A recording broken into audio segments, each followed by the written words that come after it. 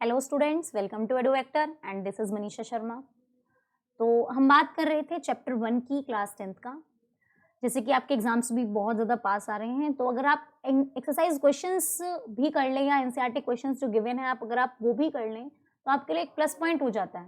Because आपने हर चीज़ को रटने वाली चीज़ नहीं है। अगर आपने हर टॉपिक को बहुत अच्छे समझा है एनसीईआरटी से, तो एक्सरसाइज क्वेश्चन करना बहुत ईजी हो जाता है आपके लिए। क्लियर? तो आज के इस वीडियो में हम क्वेश्चन नंबर 13 और 14 करेंगे पूरी एक्सप्लेनेशन के साथ। आई होप आपको समझ में भी आ रहे होंगे। मैंने आपको पहले भी बहुत सारे क्वेश्चंस कराए हैं इसके अप टू 12। अब तक तो पॉजिटिव रिस्पॉन्स है। अगर आपको फिर भी कोई प्रॉब्लम है, आपको थ्योरी समझनी है, वैसे तो मैंने क्वेश्चंस में पूरा आपको पूरी एक्सप्लेनेशन दोबारा से की जा रही है, बट अगर आपको फिर भी थ्योरी समझनी है किसी भी टॉपिक से रिलेटेड इस चैप्टर की, तो लिंक डिस्क्रिप्शन बॉक्स में आप वहां पर जाकर वो देख सकते हैं।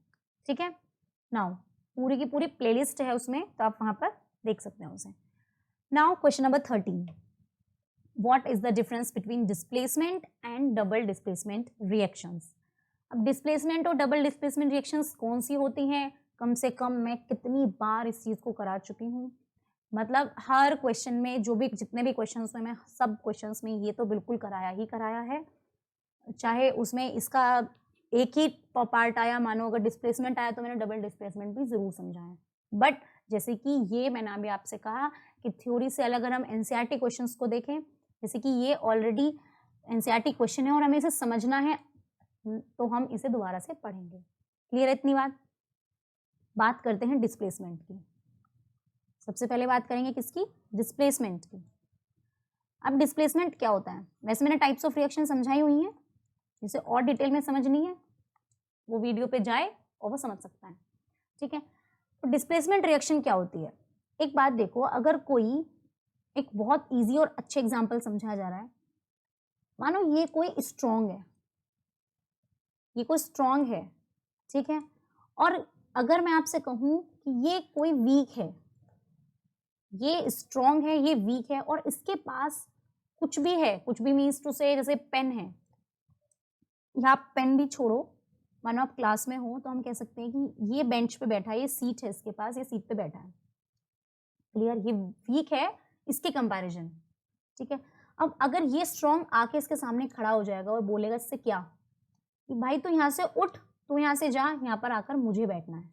क्या कहा उसने? उसने कहा कि तू यहाँ से उठ और मुझे यहाँ पर आकर बैठना है। सीट तो वहीं रही, क्या हुआ? ये स्ट्रॉन्ग आकर यहाँ पर बैठ गया। आया कुछ समझ में? तो वो होती है डिस्प्लेसमेंट। मतलब इसने इसे डिस्प्लेस कर दिया। ये स्ट्रॉन्ग था तो इसे डिस्प्लेस कर दिया, वीक था उसे कह दिया भाई तू खड़ा रहा है, मैं बैठूंगा यहाँ पे। ये रही बात समझ में? ये तो होती है डिस्प्लेसमेंट रिएक्शन। ठीक है, अब इसी के अगेंस्ट अगर हम दूसरी चीज समझें, अब स्ट्रॉन्ग के पास भी एक है, मतलब स्ट्रॉन्ग भी अपनी एक सीट पे बैठा है, ठीक है, और हम कह सकते हैं वीक भी अपनी एक सीट पे बैठा है। ठीक है, वीक भी अपनी सीट पे बैठा है। अब इसे स्ट्रॉन्ग वाले को क्या है? अभी इसे अपनी ताकत दिखानी है, अपनी स्ट्रेंथ दिखानी है। क्या करेगा? ये बोलेगा नहीं मुझे ये वाली सीट नहीं पसंद आ रही, मुझे यहाँ बैठना है। तो स्ट्रॉन्ग इसको यहाँ से भगाएगा और खुद आकर यहाँ बैठ जाएगा, और ये वीक को मजबूरी में यही बैठना पड़ेगा। क्लियर इतनी बात? तो क्या हुआ कि स्ट्रॉन्ग वाला फिर यहाँ आकर बैठ गया और वीक वाले को अपनी जगह दे दी उसने। उसे ये ज्यादा स्ट्रॉन्ग लगा, तो मुझे तो इसके पास बैठना है। क्लियर हो इतनी बात? ये डिस्प्लेसमेंट और डबल डिस्प्लेसमेंट समझ में आया? अब इसे पढ़ते हैं हम in the form of chemistry. क्या है? डिस्प्लेसमेंट रिएक्शन होती है, मैं सिर्फ इसको डिस्प्लेसमेंट रिएक्शन को ऐसे ही डिनोट कर रही हूँ। एग्जाम्पल हम बहुत अच्छा सा लेते हैं कि हमारे पास कॉपर सल्फेट है। क्लियर? कॉपर सल्फेट के साथ है जिंक। अब हमने क्या किया? अब जिंक ने कहा कि मैं ज्यादा, अब हमें पता है जिंक क्या है? ज्यादा रिएक्टिव है। क्या है? जिंक ज्यादा रिएक्टिव है एज कंपेयर टू कॉपर। ठीक है, जिंक ने क्या किया? अच्छा तू ज्यादा रिएक्टिव, मतलब मैं ज्यादा रिएक्टिव हूं तो मैं रहूंगा SO4 के साथ। तो क्या करेगा? जिंक SO4 के साथ आ जाएगा और कॉपर अकेला।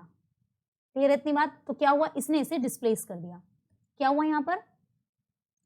जिंक ने इसे यहाँ से हटाया और खुद जिंक सल्फेट के फॉर्म में चला गया, और इसमें क्या हुआ? ये इसे कॉपर को छोड़ दिया, because zinc is more reactive than copper. Clear है? कभी कभी क्वेश्चन आता है कि ऐसा क्यों हुआ? Because zinc is more reactive than copper. तो क्या था हमारे पास? ये था हमारे पास कॉपर सल्फेट, और इसमें क्या था? ये था हमारे पास जिंक उसमें डिस्प्लेसमेंट रिएक्शन हुई तो क्या बनाया उसने, जिंक सल्फेट, और कॉपर को छोड़ दिया उसने अकेला। ये हुए हमारे पास डिस्प्लेसमेंट रिएक्शन। अब बात करते हैं डबल डिस्प्लेसमेंट रिएक्शन की, ठीक है। अब double displacement reaction, D D reaction. अब ये क्या कहती है, अब इसने बोलना, मैंने आपको क्या बताया था अभी, सबसे पहली बात, मानो हमारे पास एक कंपाउंड है BaCl2 और रिएक्शन करा रहे हैं हम Na2SO4 के साथ। अब हमें क्या मिलेगा, अब इसने कहा Ba ने कि नहीं मुझे तो SO4 के साथ जाना है, Na ने कहा कि मैं क्लोराइड की फॉर्म में ज़्यादा स्टेबल हूँ, तो सीधा सीधा क्या होगा कि BaSO4 प्लस NaCl2। ये बात आई समझ में। अब क्या हुआ कि ये ना दो जगह से हो गया, मीन्स टू से कि डिस्प्लेस दोनों जगह से हुआ, ये दोनों आपस में कंफर्टेबल नहीं थे, ये दोनों आपस में कंफर्टेबल नहीं थे, तो Ba अगर रिएक्शन करेगा SO4 के साथ और Na2 रिएक्शन करेगा क्लोरीन के साथ, तो दोनों ने एक दूसरे को डिस्प्लेस किया, तो क्या हुआ, दो बार डिस्प्लेसमेंट। यहाँ पर क्या हुआ था, एक ही बार डिस्प्लेसमेंट हुआ, यहाँ पर क्या हो रहा है, दो बार डिस्प्लेसमेंट हुआ है, तो इसीलिए हो गई double displacement reaction. I don't think कि कभी भूलोगे। अब ये हमारे पास क्या है, बेरियम क्लोराइड है, ये हमारे पास क्या है, सोडियम सल्फेट। क्लियर है इतना।